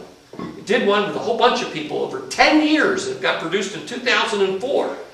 Now we have it. Now we say, look, this is how this works. Can I approve this? Gee, I don't have any experience with that. Well, I can't make you have experience unless you do it, you know. And this goes around and around in circles. So again, I get real worked up over this. And it's a whole long list of lunacy things. And I will tell you, in New York State, you can't do an aluminum treatment. Because they have decided that aluminum is an unregistered herbicide, an algae. It doesn't kill algae. It is not an algae. They don't seem to understand Latin. Psi means to kill. It's the last piece on the word. It doesn't kill it. It just takes the phosphorus out of it. Well, indirect is still a cyto property. No, it's not. Well, the lawyer said it was, so we're not going to do it. It's nuts. Of course, never mind that all the water treatment plants use it and then discharge it, or that they actually do it in certain fiefdoms, regions of New York, and that they get away with it because they don't say it's for algae. But you know, it's nuts. So okay, I think Maine has been very good overall. Maybe not for funds. You've had your political issues. But in terms of understanding, knowing what's out there, being reasonable, I mean, I got those algicide permits in case we needed them. I hope not to use them, but it was a legitimate thing to ask for. It was not a huge risk. And if they have problems in those water supplies, we have other things going on. That's the ace in the hole. That's the hammer in our back pocket. You've had hydrilla get in. They went 7 straight years of treatment with an herbicide in Pickerel Pond. Didn't bat an eyelash because that's what needed to be done. So I got no problem with how Maine handles things. They got the reputation of not liking this stuff. That's okay. As long as when you need the hammer, you get the hammer out. You don't drive nails with a screwdriver. You don't put them in with the wrench. You get the hammer out. That's fine. But you get asked questions. It's going to be not hard, but harder to do aluminum than oxygen. I think that the oxygenation approach gives us a lot of things that you would like for your lake overall. It doesn't get done a lot on recreational lakes, but it has been done, and I think it's got potential. Funding it, no. Again, it isn't my area of expertise. I will tell you what we do in Massachusetts, and it's the one most brilliant thing Massachusetts has ever done. They passed the Community Preservation Act. I forget what the percentage, like 0.3, 0.5% of a real estate transaction goes into a fund that goes back to the town, who has to match it, and that fund is available for any kind of environmental or other open space projects. We buy space, we fix lakes. I built a disc golf course. We do all kinds of stuff with that money. It's free money to be had for the right uses, and there's a committee in the town that decides what you can and can't do within the state regulations. I work for the town of Wellesley. We've spent about $2 million in community preservation. Of course, that's about 2 house sales there. But we get a lot of money that way to put into their lakes to clean things up because they have no qualms about using that money to make the lakes better. Other places, the town has to adopt it. I'm working with one of the Berkshires. They need not a big hit, but a $50,000 project. There's no way that town could afford it, and they don't have the Community Preservation Act. Even though the homes are worth quite a bit in the Berkshires, they don't have any means to find the money. So it's up to the towns, but Massachusetts set this up so it could be done. It is a wonderful vehicle for generating money from things that happen in your town to use to make things better in your town. I think all towns should have that in all states, not my job. Yes, That ma'am. is that is in the legislature right now. What is? This, what you're talking about, a preservation thing from the transfer tax, Yeah. is a bill coming up. Oh, good. Well, I can't remember the number of it, but it is coming forward. I would encourage you to support it because it is a wonderful thing. Now, if you're planning to sell your house real soon, yeah, okay, I don't have money to go over there. But it really, It's part of I don't know anybody complaining about it in Massachusetts. I mean, everybody's like, wow, this is the greatest thing we ever did. Yes, ma'am. Could we talk about the dredging option a little bit? I'm curious about how many magnitudes greater in cost it Sure. would be than these other two Yep. methods, because it sounds like that would be something that Yeah, you it's would dangerous want. to do the math in my head, but, okay, as a rough rule of thumb, every acre foot, an acre 1 foot deep of muck is 1,613 cubic yards. And you would expect to pay about $30 a cubic yard to remove it. So that's $50,000 it's dangerous to me, $50,000 for every acre 1 foot deep.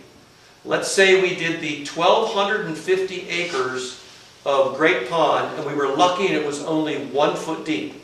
1,250 times 50,000. Can't do that one in my head. A lot. It is orders of magnitude higher than everything else. In fact, it is so much less expensive to do aluminum or oxygenation. If you did those, it failed, you decide you have to dredge, it's a drop in the bucket next to what you'll be spending. And of course, nobody would really spend it.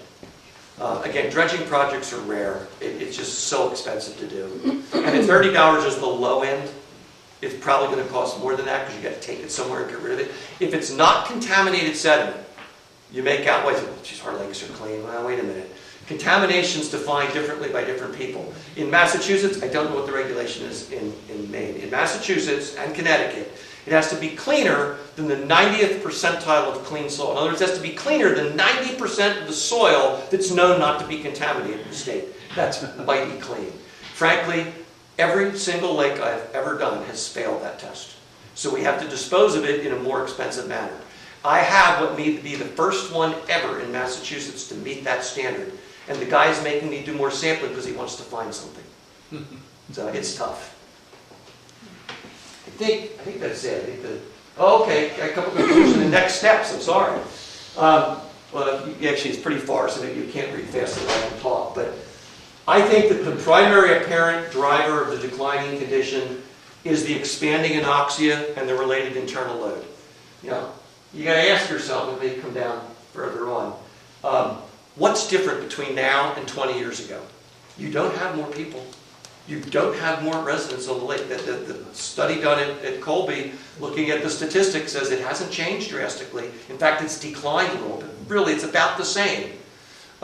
You've had more watershed stuff go in, but the reality is you're addressing more watershed stuff now. You have less going in now than you used to. Why has this changed that much in 20 years? The only thing that's different that I can find is more expansion of an anoxic area being affected. It's the only thing. And we know what that does to internal load. So, I mean, it's kind of a no-brainer, although the exact quantification is still out there to be had.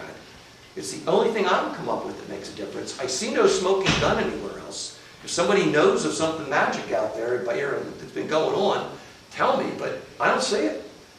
Watershed management is important. The type of the level of effort you're doing now seems appropriate to here.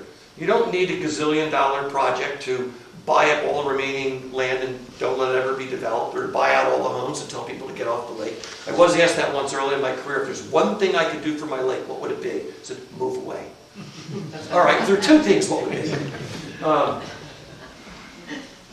the in-lake, it's unlikely that the watershed management end is going to get us where we want to be. Unless where you want to be is where we are now and you're satisfied with that. But I don't think it's going to stay put. I think you're going to need to do something down the road.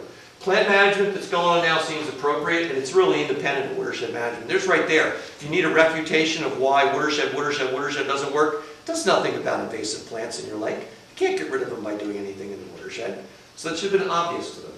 Phosphorus inactivation or oxidation would be appropriate to reduce the internal load. We need more information and a lot of funding to move ahead. We're not ready to do it right now.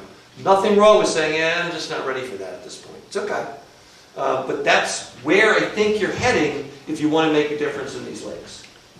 Next steps, okay, you got to prepare realistic nutrient budgets for the lakes. I think what I've seen is good, but I don't think the one for Long Pond is realistic. It's just pretty much downplays the internal loading, and I think it's wrong. I think the quantity's right, the distribution among the different sources is off. Test the sediment for iron-bound phosphorus. I gather some of that actually has been done, but there's a program getting formulated now to do a lot more. You want to be part of that. You want that nailed down. We should verify that all the anoxic areas are actually underlined by soft sediment. It is possible you got some rocky zone down there that's not giving you much phosphorus. I don't think that's the case, but you got to know that there is this phosphorus-laden muck under all the area that's anoxic, or you don't really need to treat it. Phosphorus profile data, again, you don't see much of that. I know Linda Bacon said they kind of dropped that because it was just too expensive. You don't need to do it all the time, but we need a couple of profiles to see how much phosphorus. We have these average numbers for the bottom and average numbers for the top. I want to see a distribution. I want to see how far off the bottom is it that level. Is it all the way up? Is it gradual? What do we really got? Because you're going to need that for a more accurate nutrient budget. And while you're at it, get some nitrogen data, please. Spring temperature dissolved profiles. I think you actually have quite a bit, and it's good, but they weren't consistent. You'll get some where they did every other meter, every third meter, every meter. They did every meter down to the thermocline, then jumped a couple. That makes it a nightmare when you're trying to count. You have to interpolate. It took me 6 hours to get those 8 numbers because I had to mess with all this stuff. If they would just do the same thing over and over every couple weeks this spring, you probably have enough to really be able to know that, okay, here's our oxygen demand. More Secchi transparency comparisons. Whitney, as you had minimum Secchi disk plotted, you had anoxic factor plotted over time, but I never saw a plot of Secchi disk versus anoxic factor. We ought to get that. Just so we see, is there, and I've done this for other lakes, it's like, if I get the anoxic factor under this, my Secchi disk is that. Okay, that's where I'm heading. And it's not, you got to characterize the variability, but it's you've got the data to do it. It's just look for the correlations, look for what matches with what. I mean, it's cool, the one I'm doing on the Cape, this is a good one too. I wanted them to do the oxygenation. It's a state park lake, it's 90 feet deep, it's a great trout fishery, or was. They have no oxygen at the bottom now. For the last 3 years, there's been no oxygen below the thermocline all summer long. It's a death sentence when they stop the trout. That lake is run by a fishery guy who was dead set against aluminum treatments when we started doing them on the Cape. He tells me, I don't really want to do the oxygen, I want to do the aluminum. I said, what are you doing, Steve? Let's do the oxygen here. He goes, nah, you don't have to get it in the budget every year to put oxygen in. I'd rather just do the aluminum and be done with it. I said, but you hate aluminum. Not anymore. I see what these other lakes look like. So, it didn't work the way I planned.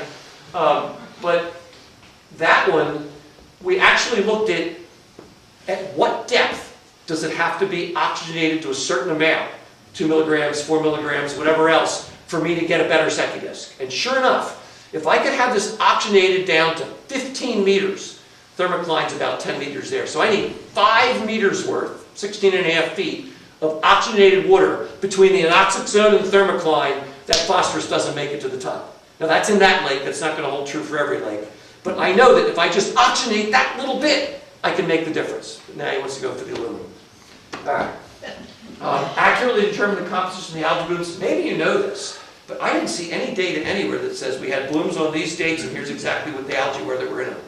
It sounds like you got an issue with Gliotrichia and this Anabaena/Dolichospermum. That stuff popping up off the bottom already with lots of nutrients. That's fueled by the nutrients being released internally overall, but it's not direct. And I don't know, are there other things, Microcystis, Pseudoanabaena, other things that are definitely fueled by the internal load right at the thermocline? If you've got those, we need to know it. And I don't know if anybody does. And then raise serious funds to make a difference. And that's the end of it.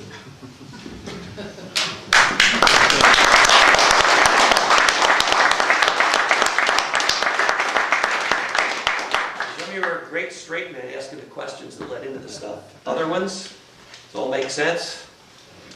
Clearly.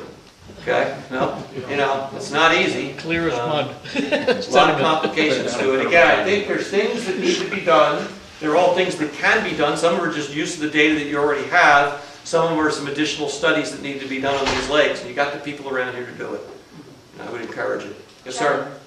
I can give you a correction about the development on the shorelines. It's Okay. just on Great Pond. I've been here all my life, which is late 70 years. We must have 50% more residences than we had 20, 30, 40, 50 years ago. Okay, it's 7 to 8% of the whole watershed, not just the shoreline. And again, I can only say what I've read. The claim was, and I forget the number from the last sentence, but it's like 4,080 residences. And there was like 2,000 that were unoccupied, you have 33% seasonal residency. None of this appears to have changed. Now, maybe it's bad data, I don't know. And I'm sure you're right that some more places have been built along the shoreline, but other places have gone away in other areas, so it's balanced out. It is a good point, though. If they're all building nice and close to the shore, the impact is much greater from something close than something further away. But overall, there is not some huge change in these lakes collectively in terms of inputs.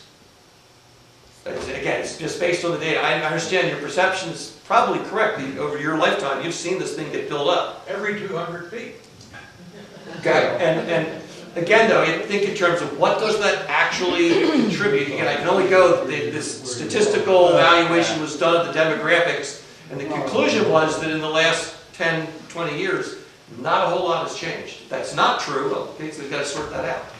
There is some issues there because a lot of it has changed from seasonal, owned by one person who would come for like 2 weeks in the Yeah, summertime okay. to renting it out, Yep, you know, all summer, so you Sure. can come for his 2 weeks. okay, and that, yep, More I can see how that would make a ownership from difference. non-residents who don't get counted. Yep. Now, I would think that there's been a move towards less seasonal and more full-time Yeah, residents. more roads. But it more- didn't more even suggest cars that down that the change roads. had occurred. So I can only, it wasn't work I did, and I don't really have any basis in fact to corroborate or to refute it. Charlie? Yes, sir. Did you suggest that if you don't treat the in-lake loading, that it's going to worsen over time, and what's driving that if that's true? Well, it's a self-sustaining cycle. So you get a certain amount of phosphorus comes out of the sediment, it produces algae, it rains back down, it creates more oxygen demand, so now more area is subject to the release, which puts more phosphorus in the water, which creates more algae, which rains back down and just spreads out and out and out. It will vary tremendously year to year. If you think some of those, like the anoxic factor, all that scatter around it, that's probably almost entirely weather related. There's some other factors too. So you're going to have, so you can say, well, gee, it got really good for the last 2 years. I guess none of that stuff makes any sense. I mean, look at the Lake Auburn. They had 2 bad years in a row, and then we studied it, and it got better. That's how good we are. We can study something and go away. You know, they've gotten away with it for 2 years in a row. They said, oh, maybe we're in the clear. It's like, oh, don't even think it. You're looking at climate variability. You are going to have those conditions again. I just can't tell you when. The fact that you had 2 in a row maybe was unusual. And actually the next year should have been worse. They just squeaked through at the end of the year. But then this year was quite good, at least from the perspective of water quality. I don't know what it's going to do next year. If you really know, the heck with the science stuff, let's go to the casinos. Ari, any question? Ken, I agree, whereas these watersheds most probably do not export a whole lot of phosphorus, they can export iron, especially if they have wetlands. What we see at Lake Auburn, the wetlands, there are 2 major wetlands connected to Lake Auburn, and they export something like 5,000 kilograms of iron to the lake itself, and almost all that iron sits in the lake. Oh yeah, and you can physically see it in the sediment when you bring up a sea. So we studied salmon pond several years ago, and if I'm not mistaken, there's a wetland connected to salmon pond, and I could see the reason salmon sediment has a low aluminum phosphorus to iron ratio, less than 3, that magic number we think. So meaning its iron is high, it's probably that wetland. Because being loaded with it. Sure. Exactly, that exports Yep. iron. So in case of Lake Auburn, what I'd like to propose is to remove those wetlands, actually, because they're all both human-made. Is there anybody from DEP in the room? Somebody get a rope! Get a rope! The major wetland basin, they put a dam there and just move that dam, it goes back to where it was initially. You know, you're thinking holistic management. We don't do that in government.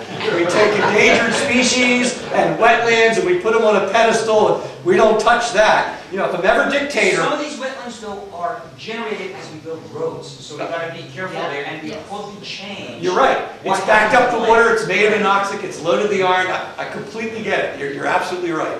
Again, if I'm ever dictator, all those laws are going away to be replaced immediately with the Natural Resources Conservation Act that makes you look at the entire watershed on a watershed basis and think through what happens. And it would be perfectly okay to get rid of a wetland if that's a problem. But right now, I didn't say that, remember that. Over there? I'm wondering about the gallons of milfoil that we take out of the lake. I'm wondering if that is taking a significant amount of the phosphorus with it. I wish it was, but no. I can't cite it off the top of my head. The amount of phosphorus per pound or whatever, per gallon of milfoil is so tiny. Remember, Long Pond, the south basin of Long Pond was listed as 2,567 kilograms, and you're talking hundreds to thousands of gallons. It's literally a drop in the bucket. And the studies have been done, because actually full-scale harvesting, hey, we're taking all this nutrient out of our lake. Yeah. As far back as the 70s, they figured out that, first off, most of those nutrients are coming out of the sediment. Right. And although it's the same source to the water, it's not taking the stuff out of the water column. All right. So unfortunately not. It would be nice, I wish it was true, but it doesn't work that way. Take the algae out. Yeah. Want them out? Yes, sir. Could the effect of the introduction of landlocked alewives, I know you referenced alewives earlier, but I'm not sure if you were specifically talking about landlocked. I am. Okay, so, Yes. so that impacts the grazers and. Yeah, if it's sea run, you get the same impact, but only for a few months, and then they go away, and you can recover in the winter. It's funny, the lakes on Cape Cod that I work on that have runs, they have all their major zooplankton in the winter when those aren't around, Yeah. and they get wiped out in the summer, so we still have some algae issues related to it, but they do have functioning zooplankton communities. But the landlocked ones are there all the time. It's just a feeding mode. Their gill rakers are spaced about 0.3 millimeters apart, and they just swim around with their mouths open, filtering everything out. Golden shiners will do that. There's a few other fish that do as well, and they just wreak havoc with the zooplankton. You don't have as much, and they're all tiny, and you don't have nearly the grazing capacity. Has there ever been any sort of a study to see how that's affected clarity and? Oh yeah, absolutely. Oh yeah. It's a guy named Post who's at Yale and works on this. Bob Cortman in Connecticut, Ecosystem Consulting Service, does oxygenation stuff, has looked at it. It's been done other places. And actually they're really good. I think there's a paper out from it. I want to say Owasco, but that's not right. Otisco, one of the Finger Lakes. SUNY Oneonta, State University of Oneonta. Holly Waterfield's one of the authors on it. I can't remember these. Look, they got invaded by alewife, and then they had a crash later on, and they actually watched the septic disc, go with it. Yeah, there's no question it's an impact. Again, all that biological stuff is the icing on the cake. You're not going to overcome serious nutrient loading by adjusting the biology. You can make it better, but not as good as you'd like.